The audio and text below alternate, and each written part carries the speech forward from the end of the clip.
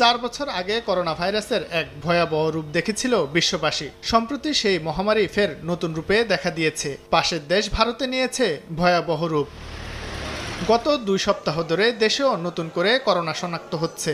স্বাস্থ্য অধিদপ্তরের সূত্র বলছে, এবার আতঙ্ক ছড়াচ্ছে ওমিক্রন ধরনের নতুন ভ্যারিয়েন্ট NB.1.8.1। চিকিৎসকদের সংখ্যা এই ভ্যারিয়েন্টটি বিভিন্ন দেশে ছড়াচ্ছে, যা আন্তর্জাতিক ভ্রমণকারীদের মাধ্যমে বাংলাদেশেও ছড়িয়ে পড়ার ঝুঁকি তৈরি করছে।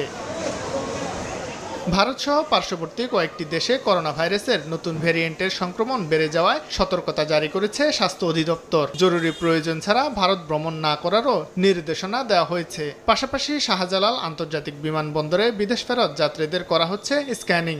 তবে যাত্রীরা বলছেন, পর্যাপ্ত নয় সতর্কতা ব্যবস্থা। নতুন একটা ভ্যারিয়েন্ট আসতেছে, ওই অনুযায়ী আমাদের প্রিপারেশন থাকতে হবে, সেটা এয়ারপোর্ট হোক সব জায়গায় হোক। কিন্তু আমাদের এখানে আমি